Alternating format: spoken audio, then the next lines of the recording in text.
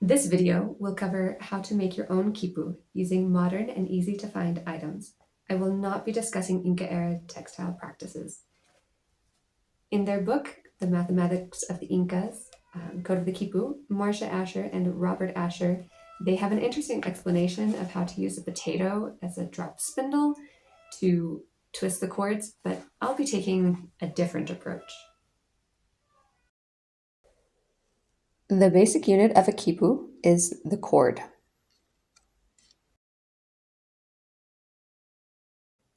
If you want to be a little more authentic, you can get some naturally dyed cotton or alpaca yarn, but whatever you find in the supermarket will work just fine.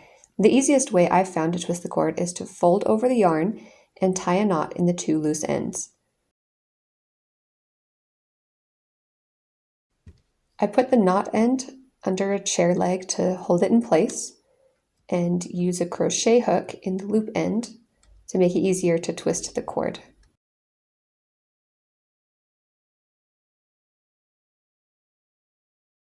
You'll want to keep the string tight while you're twisting, and after you've twisted for a few more minutes, if you put some slack in the string and it forms these little twists, then it's ready to finish. Once it's twisted how tightly you'd want it, you're going to put the two ends together, take out the knot from under the chair leg, make sure that you pinch the two ends really tight, and then you'll let go of the middle part, and that's your string.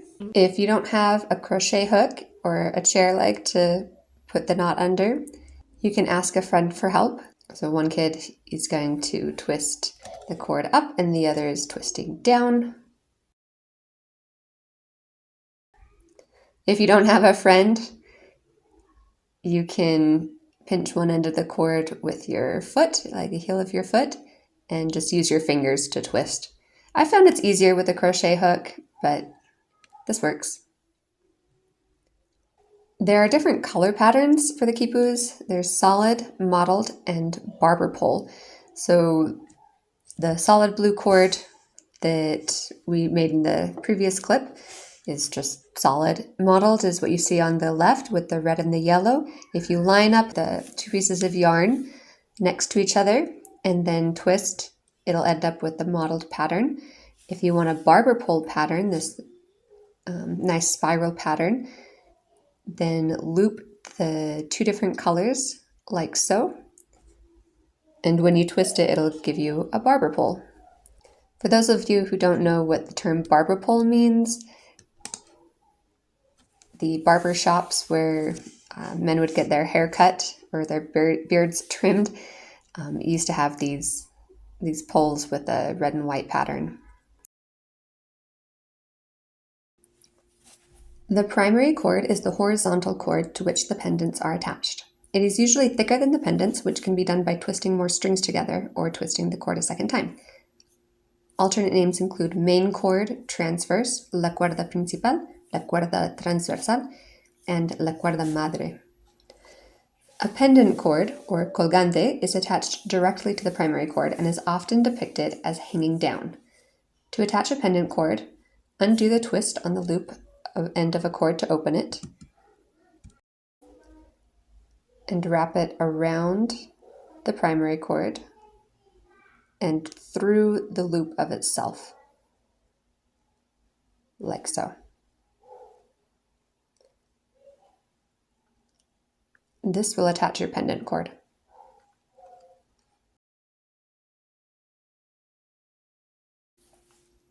Subsidiary cords are attached to the pendant cords rather than the primary cord. They're either looped around the pendants, like how pendants are attached to the primary cords, or they're looped through a pendant. I'll discuss these more in a later video. So here you can see I'm wrapping the subsidiary around the pendant cord through its own loop.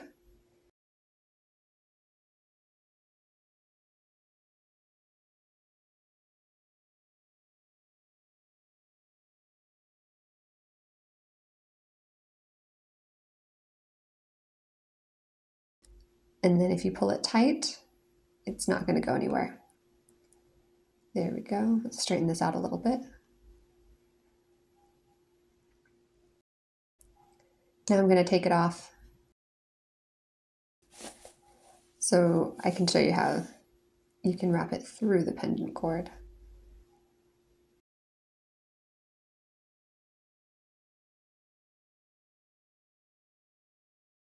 There we go. So I'm going to straighten out the pendant cord and then separate these two plies to make a gap, like so. And now I'm going to thread the subsidiary cord through that gap.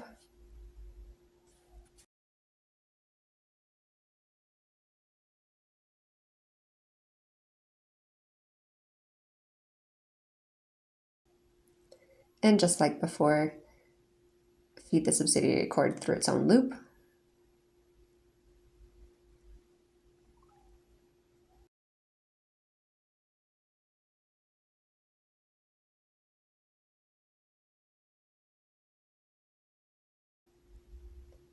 And pull it tight. There we go. So that's certainly a little more secure than the other way. In numerical quipus, place value is determined by the placement of the knots on the cord. So I've outlined on this piece of paper where the hundreds knots would go, where the knots in the tens place would go, and where the knots in the ones place would go. But before I start tying the knots, I'm going to trim away the end of the cord. I don't like to leave the knot and the loop at the end, so just cut that, and that gives the pendant a nice clean ending. So right now, the cord has a value of 0. We're going to start with a simple knot. So if you ever tie your shoes, this is your first step.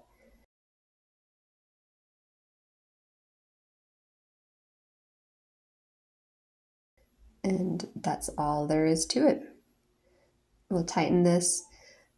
I have it in the middle, but I want it higher in the hundreds place, so I can just shift the knot as I tighten.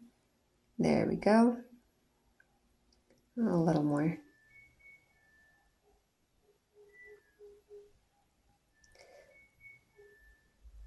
So now this has a value of 100. I'm going to make a second knot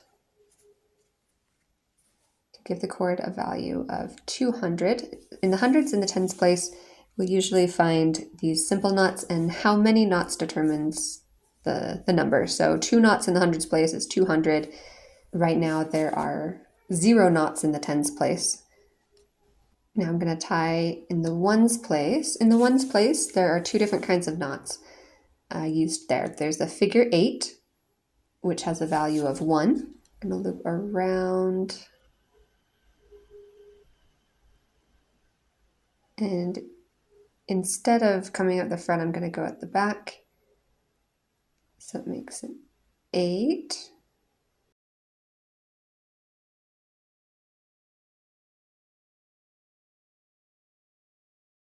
Now you can see it kind of looks like a number 8.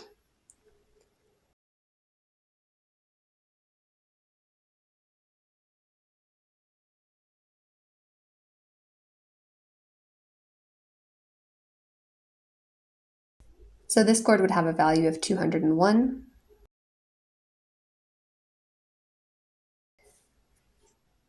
I'm going to undo the knot and show you the other kind of knot in the ones place, which is the long knot. It starts like a simple knot, but you keep looping the cord, and the number of loops is the value. So 1 loop is a simple knot. We'll just call that 201 for now. And then I pull it through a second time, that's 202, and a third time for 203. And you can see as I tighten it,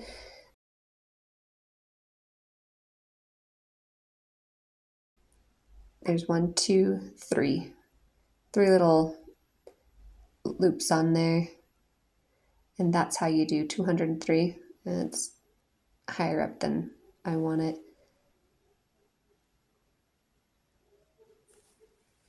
I'm going to loosen this a little so I can shift it down to stay in its place a little better. There we go. So the value of this cord is 203. So when you look at real quipus, there's no set distance between. It's quite relative. So you're not going to pull up a quipu and say, oh, this, there are, 5 centimeters between these two knots. So that's, a certain place value. But you can see pretty easily when all the knots line up in the hundreds place and the tens place and the ones place.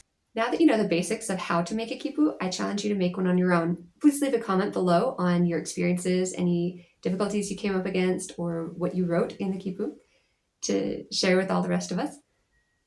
In the next video, I'll be showing you a creative way to write your name in a quipu.